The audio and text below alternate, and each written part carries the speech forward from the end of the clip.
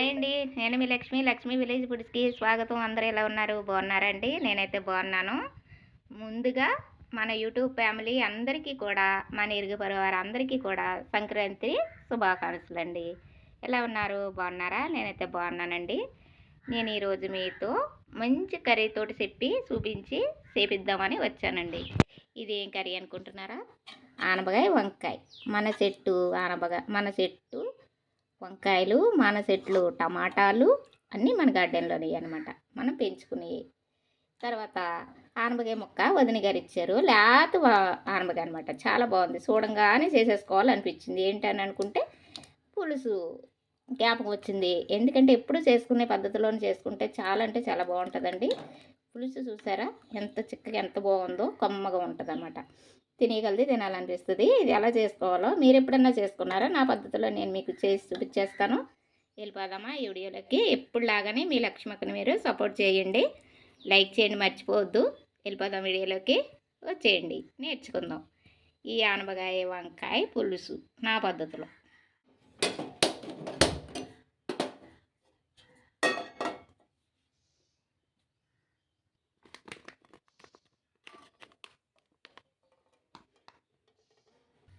కొద్దిగా ఆవాలు, కొద్దిగా జీలకర్ర. ఆవాలు జీలకర్ర వేసుకుంటే బాగుంటుందండి.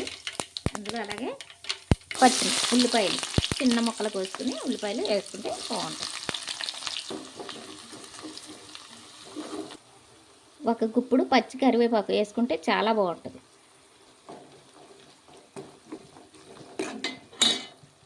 కొద్దిగా పసుపు, సాల్ట్ తర్వాత చూసుకుని వేసుకుందాం. ఈ ఉప్పు పసుపులోని ఉల్లిపాయ బాగా ఎర్రగా వచ్చేంతవరకు ఫ్రై చేసుకుందాం. దీంట్లో ఇప్పుడు అల్లం వెల్లుల్లి పేస్ట్ అండి, ఫ్రెష్గా నూరుకున్నాను. ఇది నూరుకుని వేసుకున్నాను అన్నమాట. మిర్చి పట్టుకోవచ్చు, నూరుకోవచ్చు. నేనైతే నూరుకున్నాను. అల్లం వెల్లుల్లి పేస్ట్ కూడా బాగా ఫ్రై అయిపోయింది. అల్లం వెల్లుల్లి పేస్ట్ అయినా ఉల్లిపాయ అయినా పచ్చివాసన పోయేంత వరకు ఎర్రగా వచ్చేదాకా ఇలా ఫ్రై చేసుకుంటే చూసారా ఆయిల్ ప్రత్యేకంగా వదిలేసింది అనమాట. అలా వదిలేసినప్పుడు కర్రీ అయితే చాలా టేస్టీగా ఉంటుంది అనమాట. మనకు రుచికరంగా చేసుకోవాలి అనుకుంటే అలా చేసుకోవాలి. దీంట్లోని 1-2 టమాటాలు, అంటే ఇవి మనయే కదా, ఈ మామూలు టమాటాలు అంటే ఇవి నాటు టమాటాలు, హైబ్రిడ్ కాదు, మనం వేసుకున్నాయి కదా, అదే అనమాట. ఈ టమాటా కూడా పచ్చివాసన పోయేంత వరకు ఫ్రై చేసుకుందాం. నాటు టమాటాలో కర్రీకి చాలా రుచి ఉంటుంది, ఎందుకంటే కొంచెం పులుపుదానం ఎక్కువ ఉంటుంది. తర్వాత దాంట్లో రుచి ఉంటుంది అనమాట, అంటే గుజ్జు ఎక్కువ ఉంటుంది. అది దానివల్ల రుచి బాగా ఉంటుంది అనమాట నాటు టమాటాలు. ఇప్పుడు టమాటా కూడా ఫ్రై అయిపోయింది కదండి. ఆనపకాయ ముక్కలు కోసుకొని పెట్టుకున్నాం, కడుక్కుని చక్కగా తెల్లగా ఉన్నాయి చూసారా, నీట్గా లేత ముక్కలండి. చాలా లేతగా ఉంది కాయ, వదిన గారు ఇచ్చారన్నమాట. నాకైతే ఈ కాయ చూసేటప్పటికి ఆనపకాయ లేతదండి, చిన్నది సింబంతే ఉంది. ఇది నాకు ఇంకా పులుసు పెట్టుకుంటే బాగుంటుంది అని చెప్పి వంకాయ వేసి పులుసు పెట్టుకుంటే చాలా బాగుంటుంది. దీని రుచి అయితే అదిరిపోతుందండి. అసలు ఎప్పుడన్నా మీరు ఎలా చేసుకున్నారా? వంకాయ ఆనపకాయ పులుసు టమాటా వేసుకుని అసలు ఎంత అంత చెప్పలేమండి, అంత రుచిగా ఉంటుంది అనమాట. ఆనపకాయ మగ్గిందండి. ఇదే టైంలో మనం వంకాయలు వేసుకుందాం. వంకాయలు మనయేనండి, మన చెట్లయే. పందికోకలు ఉంచట్లేదండి బాబు, తినేస్తున్నాయి. పందికోకలు తినక మిగిలినవి మనయ్య అనమాట. నాకు బాధ వేసి తెచ్చి 4 మొక్కలు లోపల వేసుకున్నాను. ఆ 4 మొక్కలు అయ్యానమాట ఇవి. ఈ వంకాయ కూడా బాగా మగ్గించుకుందాం. వంకాయ కండ్ర రాకుండా ఉండాలి, నలుపు రాకుండా ఉండాలంటే ఉప్పు పసుపు వేసి నీటిలోని పెట్టుకుని వేసుకోవాలండి. అసలు నలుపు రాదు, కండ్ర అనేది రాదనమాట. కండ్ర అంటే సేదే అనిపిస్తుంది కదా, అది. వంకాయ కూడా మగ్గిపోయిందండి. దీంట్లో ఇప్పుడు పచ్చిమిర్చి వేసుకుందాం. చీరికలుగా కట్ చేసుకుని ఒక 7-8 పచ్చిమిర్చి వేసుకుందాం.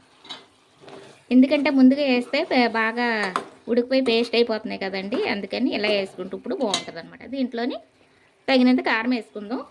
కారం నేను ఎప్పుడూ చెప్పినట్లుగానే నేను ఎక్కువ వేసుకుంటానండి. మీరు ఎంత తింటారో మీరు తినేదాన్ని బట్టి మీరు వేసుకోండి. కారం కానీ ఉప్పు కానీ పులుపు కానీ నాకు అలా 2 ఫుల్గా వేసుకున్నాను అనమాట, సరిపోతుంది.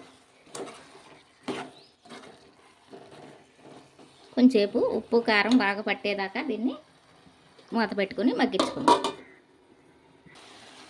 వంకాయ కూడా బాగా ఫ్రై అయిపోయిందండి, మగ్గిపోయింది. ఇప్పుడు ఇదే టైంలోని మనం చింతపండు పులుసు గుజ్జు తీసుకుని పెట్టుకున్నాము. తగినంత ఎంత అవసరమో మీరు తినేదాన్ని బట్టి వేసుకోండి. పులుపు చూసుకుని వేసుకోవాలి, ఎంత కావాలో అంత. ఎక్కువైతే తీయలేం కదా, తక్కువైతే వేసుకోవచ్చు. కొన్ని నీళ్లు కలుపుకుంటే దీంట్లోని చూసుకోవచ్చు. గ్లాస్తో గ్లాస్ నీళ్ళు పోసుకున్నానండి. చిక్కగా ఉంటేనే బాగుంటుంది అన్నమాట పులుసు. మరీ నీళ్ళు లేకుంటే బాగోదు. టేస్టీగా కూడా ఉంటుంది అన్నమాట. కొంచెం చూసుకుందాం, పులుపు ఉప్పు కారం అది చూసుకుందాం.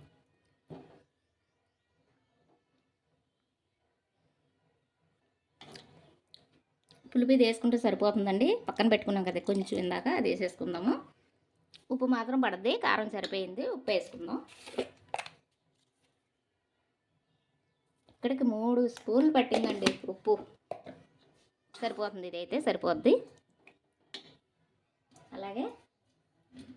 అలాగే కొత్తిమీర కాడలు చాలా బాగుంటుంది, కాడలతో పులుసు మరిగించుకుంటే.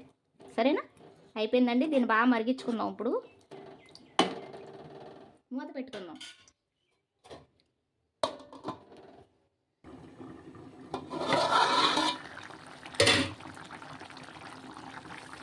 భలే ఉడుకుతుంది కదండి, అంతే. కొద్దిగా ఉడికితే సరిపోతుంది. ఒక ఉడికించుకుందాం.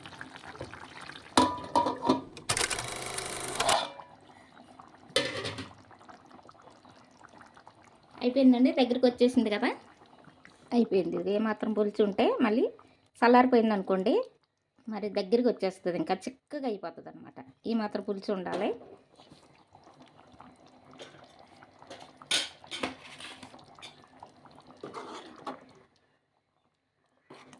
చాలా అంటే చాలా బాగుంటుందండి ఈ పులుసు. వేడి వేడి అన్నంలోనికి అయ్యి బాబా ఎంత బాగుంటుందంటే మీరు తింటే మీకే తెలుస్తుంది.